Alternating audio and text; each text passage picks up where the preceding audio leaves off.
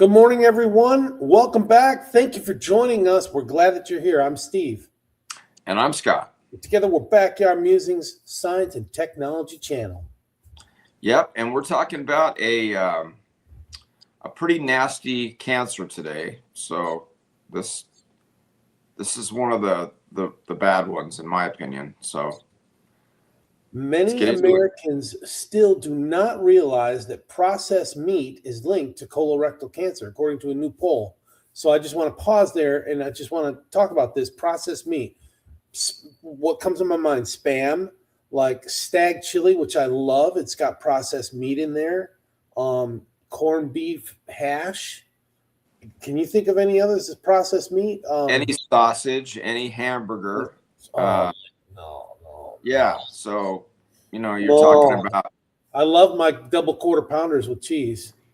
Yeah, so unless you go and buy a steak sandwich at a restaurant, or if you buy a hamburger or Salisbury steak or anything that's been ground up and processed, that's when the nastiness starts. Yeah. So the survey from the Physicians Committee for Responsible Medicine and Morning Consult found that nearly half of Americans are unaware that eating processed meat raises the risk of colorectal cancer. Once people were told about that connection, support for stronger consumer warnings was high. Among 2,200 U.S. adults surveyed from February 9th to the 11th, 2026, two-day survey, 2 and 3 said they would back warning labels on processed meat products that mention colorectal cancer risk. Would you like to know more? Yeah, it used to be they didn't want you eating red meat. Right. It was not good for you. Yep. And then it became more of a like you say, a processed meat. I don't think it's processed any just red meat. I think it's all kinds of meat, like you mentioned, even Spam, which is not even really meat. So, but the gap in awareness matters at a time when colorectal cancer is drawing increased concern, especially among younger adults. Quote, in light of colorectal cancer now being the leading cause of cancer deaths in adults under 50, it's concerning that so many people still don't know about the strong connection between eating processed meat and the risk of developing colorectal cancer. This is according to Joseph Barocas, MD, an internal medicine specialist from Huntersville, North Carolina. I don't think I know where Huntersville is. Despite the knowledge gap, the survey also suggests that many people want clear health guidance.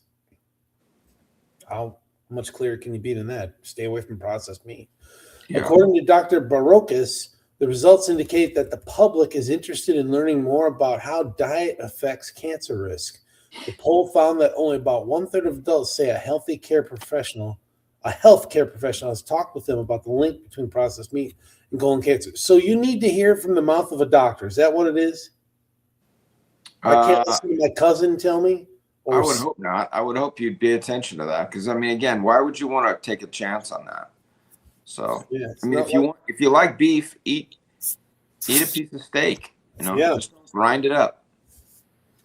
That's interesting. You can grind your steak into burger and throw in some pork suet, right, to make it a little bit. Yeah, but then you've processed it.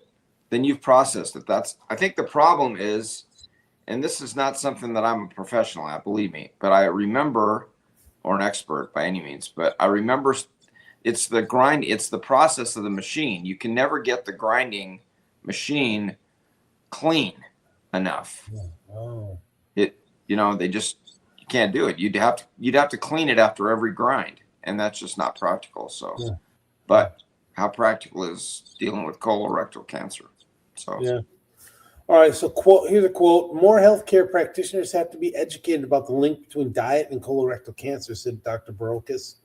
And in addition to recommending screening, discuss with patients the protective benefits of a diet rich in fruits, vegetables, grains, and beans. Yeah, it's just, man cannot just eat by fruit, vegetables, grains, and beans alone. Just can't do it. I feel you. Research has shown several lifestyle and dietary factors may influence colorectal cancer risk. Let's Go ahead. see. Go ahead.